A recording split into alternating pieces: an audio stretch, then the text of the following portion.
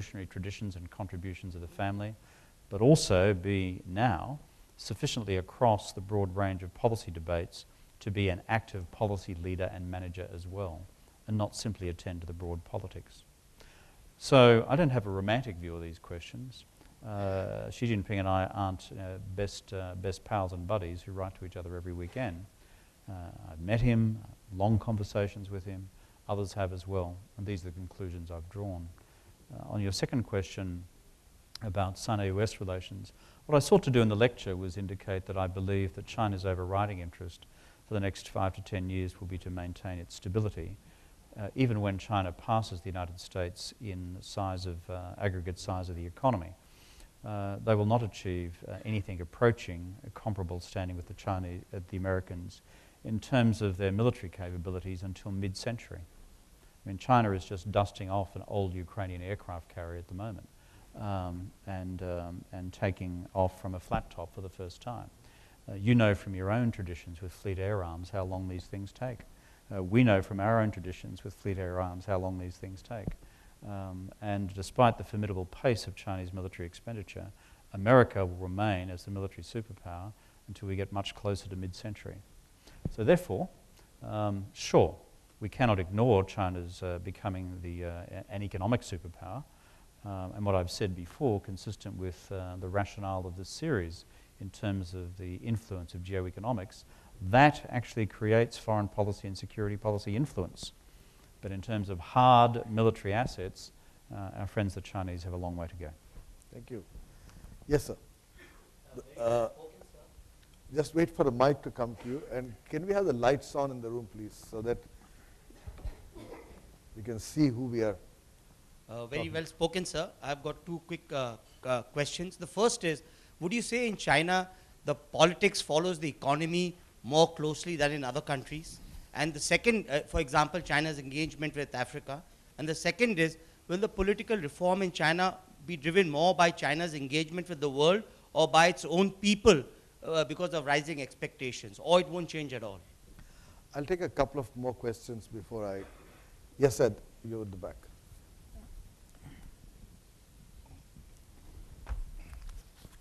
Your Excellency, you made a comment in the last about the Chinese friendship concept, which is respect with candor. But China's demonstration in the last few years is completely antithesis of it. It's muscle flexing with Spratleys Island in Philippines, its Navy's aggressive postures, and the Vietnamese oil fields, and of course the northern frontiers and eastern frontiers of India are absolutely, totally opposite of what you just stated in the evening at the end of your lecture. So China is really flexing its muscle and kind of suggesting the world is to be divided into two. Anything in Asia is China. There will be no number two in Asia, and rest of Atlantic belongs to USA. Is that the end game? Yes, sir. So my own belief is, I think for the next 20, 30 years, most countries are going to have much more of an issue dealing with their domestic policy rather than the foreign policy, in the sense that as a rising power, it is clear that China will take over, say, the US. But the fact of the matter is, as we saw in the last 5 years, the crisis is creating a lot of issues in terms of creating jobs in the West. At the same time, China having a very large population as well as a large growing older population, are they, in your expertise over the next 30 years, will be able to create an adequate health care system as people in their 70s, 80s, and 90s, which is going to be the case for most human beings on Earth, will be living? At the same time, the younger ones, especially in the US and Europe, are having difficulty finding decent jobs as robotics and automation eat up a lot of the middle-class jobs. What is in the Chinese leadership's mind of being able to create those well-paying jobs that would be necessary to keep stability? Yeah. Hello? Yeah, Your Excellency. You described a very complex transformation that needs to happen within the Chinese political economy and talked about Xi Jinping's ability to do this. or to assist with this, to facilitate it. But at the same time, at least outside of China in the press, what we're seeing is a huge amount of revelations or backlash around corruption in the Chinese leadership, the term of princelings and so on. How would the leadership in China today for the next 10 years have the credibility to pull off what will cause friction in terms of a transformation? I think, why don't you answer these and then we'll see if there are more questions. I feel like I'm sitting a high school exam here. Testing the powers of my memory. Let me try and answer these seriatim to the extent that I can. On the first question about what are the principal determinants in China, politics or economics, we would like to say in a perfect world this is a virtuous cycle, but the truth is, given the nature of the Chinese political system, politics comes first. That is the nature of a revolutionary party, that is the nature of the way in which China has evolved post-49, and when the first object of the Chinese Communist Party as currently conceived is to stay in power, it follows that other questions proceed from that premise. But having said that, the reason why in an age where the Chinese Communist Party is no longer a Marxist party, but is a Leninist party, its ideological legitimacy does not rest on Marxism. It rests on being able to deliver economic outcomes for the majority of people, rising living standards, lifting people out of poverty, plus, when necessary, a sense that this party is returning China to its stage of international greatness. They are the two new bases for legitimacy. On the question of the domestic economy and the international economy being the principal drivers of change, these are not binaries. Both are at work. The international slice of Chinese economic activity has grown formidably. China is currently going through the experience of understanding that you will not always have a trade surplus in the world, and this is coming as something of shock to the Chinese political system. But it is still an enormous driver of China's aggregate economic wealth and well-being, reflected in their ownership of international financial assets, including a vast amount of US treasuries. But within the Chinese domestic economic transformation, the core reality is this. They are changing the growth model because they've concluded one thing. Relying on the global market is not of itself the best guarantee to deal with its future. It worked for a period of time for the newly industrial economies of the 70s and 80s across East Asia, the Korean experience, the Taiwanese experience, the Singaporean experience somewhat earlier, and also the Malaysian experience too, the East Asian Tigers. But these are economies much smaller in scale than the Chinese economy, and that model also ceased to work for those economies as well. So the Chinese have legitimately concluded that because of those, shall I say, evolutionary factors, plus the unique revolutionary impact of the global financial crisis, which has said that permanent growth in global demand can't be assumed, there has been a further urgency to achieve the transformation to a new growth model based on much higher levels of domestic consumption. On the question about China flexing its muscles, where's my friend who asked that question? There he is there. I couldn't quite hear all of it from here, but I seem to gain the impression that you were saying that you thought I underplayed that in my remarks. I think if I picked that up clearly. Having observed the history of the South China Sea for the last 32, 35 years myself, I'm acutely conscious of the patterns of activity in the South China Sea. China is becoming much more robust in asserting its claims, both diplomatically and militarily. Similarly, responses from those in the South China Sea have been robust as well. When I look at the challenges of Senkaku and Diaoyudao, I see two competing nationalisms at work. I see actually a much more stable environment based on my discussions most recently in Delhi on the Sino-Indian border, despite what the Indian media prints as being a rolling crisis across the border. I think within the official establishments, both in Beijing and in Delhi, that is not necessarily a shared view. But what's my overall take on these things?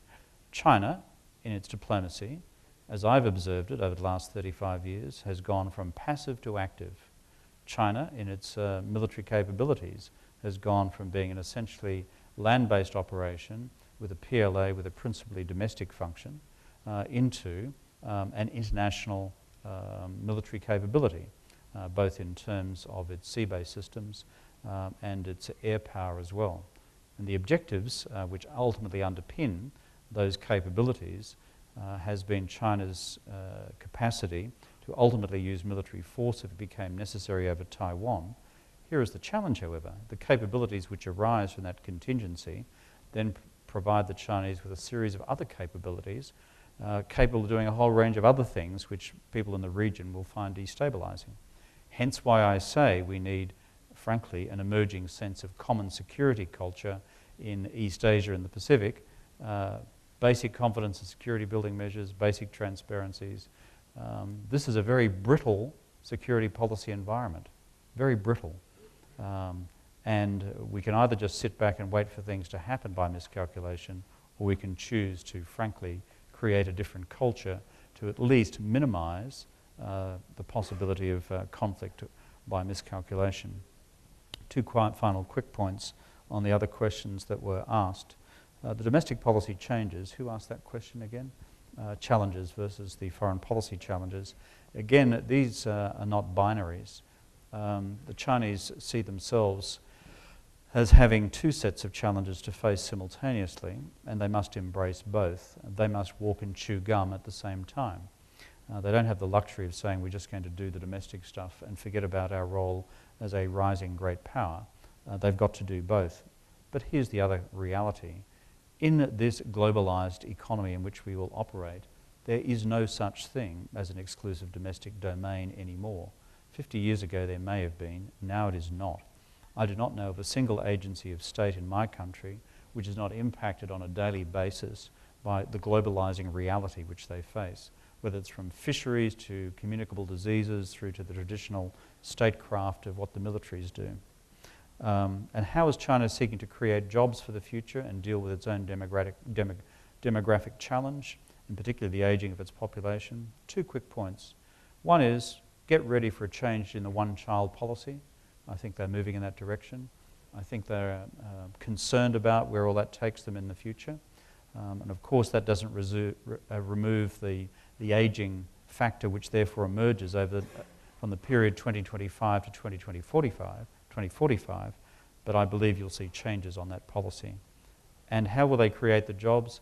China's number 1, 2 and 3 domestic priority is to invest in education, skills, training, research and scientific innovation.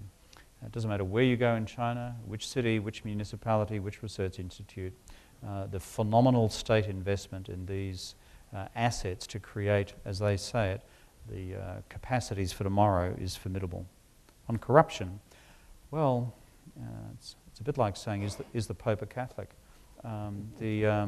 The corruption is in China, corruption is in many countries around the world. Xi Jinping has no greater or lesser challenge on that score, I believe, than those who have preceded him in that position. What I note, however, from the political style of his recent presentation in Shenzhen is that he's determined not to simply be seen as one of the political leaders cut off from day-to-day political reality and living purely in a cloistered environment. I think he's seeking to project an image already of being of a different hue to that. Whether he succeeds or not is an open question, but I'm encouraged by the early sign. Thank you. Yes, Rajiv. I had a question about the nature of the political economy challenge that this leadership faces versus what Zhu Rongji faced. Zhu Rongji, it is my understanding of the difficulty, internal opposition he faced at the time, was the challenge of breaking the iron rice bowl, protecting employment for a largely urban labor force, which was in state-owned companies. Isn't the problem more of this time around more complex. It's somewhat similar to the political economy of reform here, where you have the Communist Party elites who have now entrenched themselves into the bowels of state-led capitalism or state capitalism. How do you take away their economic interest and make the economy more vibrant and genuinely private sector-led? Well, if I could respond to that quickly and briefly, because if we do it that way, it won't test my memory cells, like the last set of 4 questions did. I think every phase of the Chinese political economy challenge since '78 has been formidable. If you were to embrace the idea in 1978 that you were going to decollectivize agriculture, they would have thought you were mad.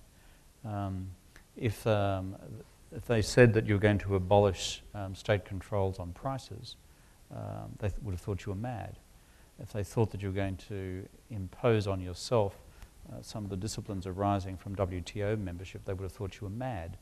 But each of these things has been very difficult in its own season, and the politics of reaction have been formidable. But I think what has happened in the last decade is that there is now a wide policy consensus that for the future, which means how do I continue to lift people out of poverty, and how do I continue to create jobs for all these people we've been training at university, and how do I continue to raise and sustain people's living standards, there's now no alternative but to prosecute the next phase of economic reform.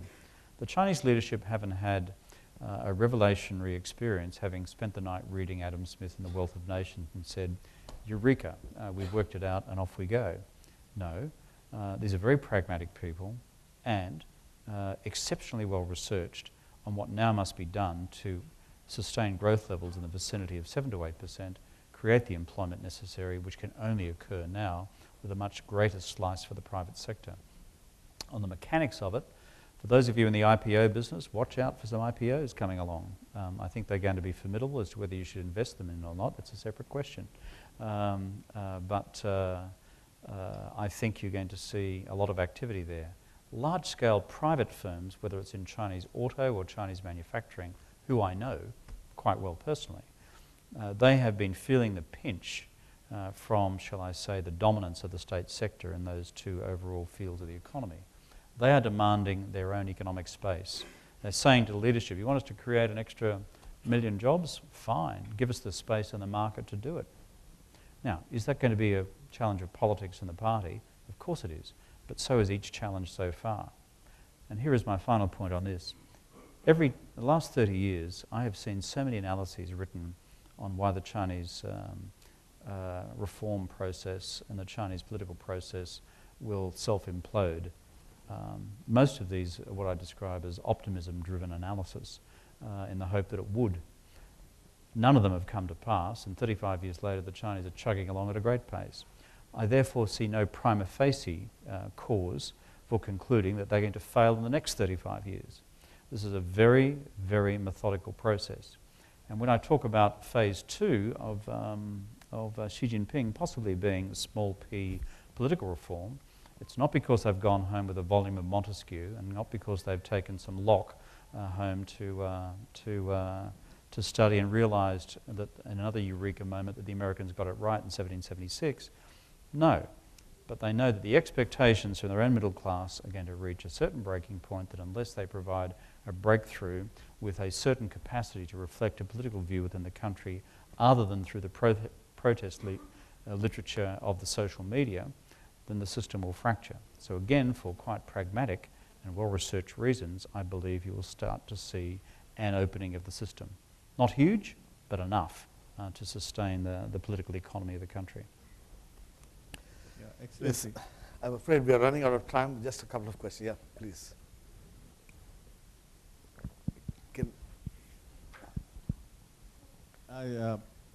So I'll come to you 1 minute here. Hi.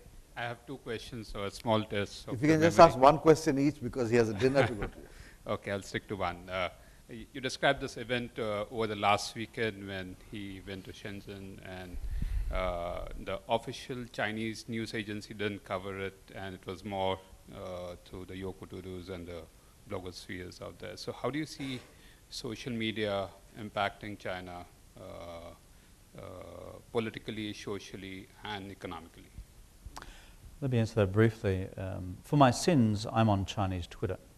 And so each night I will go home to my hotel room in some obscure part of the world and tap out my own communications for the day. And so I'll describe what I've been doing here. So in the space of the last 6 or 9 months, I now have 700,000 Twitter followers in China. It's a fascinating medium to be involved in because, let me tell you, the reactions from Chinese across the field, I think there are 350 million people now involved in Chinese social media, is a fundamental challenge, but also opportunity for the Chinese Communist Party. I think because through it, the Chinese party is seeing the depth and breadth of what's happening with social change in China, upfront and personal, through what's written online, that they also are increasingly recognise that they have to manage political change processes themselves.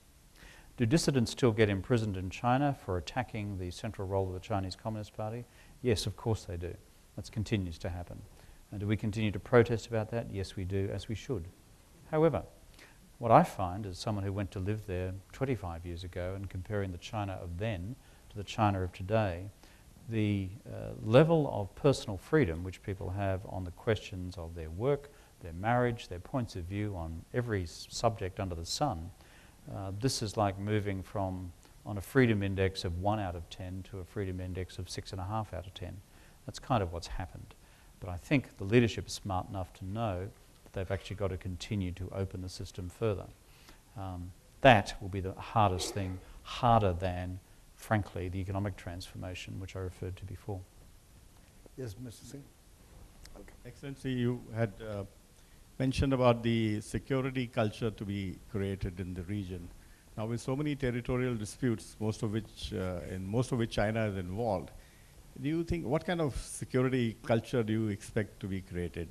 And does it also mean that we will never have a formal security structure in the Asian region like we have elsewhere? Well, obviously,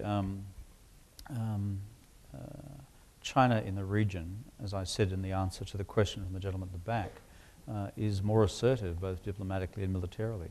That's an empirical fact. You observe it. No one's disputing that. But I think looking at the region purely from a Chinese perspective, there is, I think, a high degree of interest in avoiding conflict by miscalculation. Let me take the South China Sea as an example.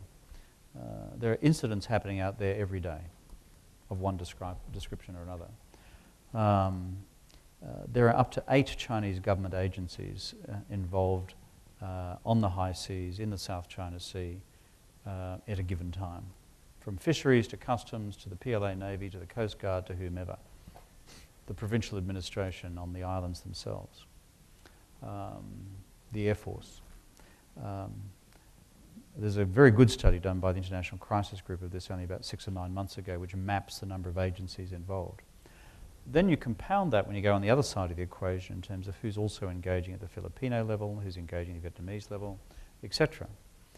This is a very complex set of, shall I say, potentially explosive incidents happening on a daily basis. I think there is a Chinese interest, and I think there's certainly a wider regional interest into bringing about some predictability in how we manage incidents when they occur, rather than simply devolving all management responsibility to some sub-lieutenant on a Coast Guard vessel in the middle of the water. So I think there's a Chinese interest in that. There's certainly a regional interest in it. And I believe from little things, big things can grow. My final point on that is also at a conceptual level.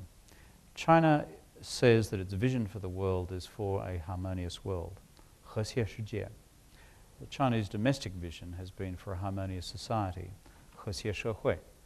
Now, if you take Chinese concepts of harmony and balance, that deeply inform their philosophical approach to policy questions at home and abroad, and you mesh them with multilateral possibilities within our own region of achieving balanced, reasoned outcomes, there is something to work with at a conceptual level as well. I am not naive on these questions. I'm a deep realist on questions of security policy. But the problem with everyone being capital R realist all the time is that what we plan for tends to happen. That's what worries me. And we need to imagine different futures as well. And I believe there's enough of a constituency in Beijing and in other countries to imagine a different set of alternatives, which is not a security policy nirvana, but at least minimizes the risks of unintended conflict. I'll take the last question from here. Sir, it's widely believed that the Chinese success, the economic success is to a large extent due to the artificial value of their currency. And even in the recent American presidential elections, we heard a lot about what the world needs to do to rectify this. Now, if there is some pressure, then will that currency value be rectified? And if so, does it have political, legal, and social consequences? I think that's an important question coming from Mumbai, the exchange rate policy. No, exactly. I made one reference to that in my lecture, because I do believe that the new Chinese leadership will embark upon further changes in terms of the possible floating of the renminbi or the yuan. What we've seen over the last several years, I can't remember the precise year it began, was of course the capacity for the valuation of the Chinese yuan to change within a given band over a given period of time. But here's an interesting statistic. Over the last 4 to 5 years, the yuan has effectively appreciated against the US dollar by a factor of about 35%.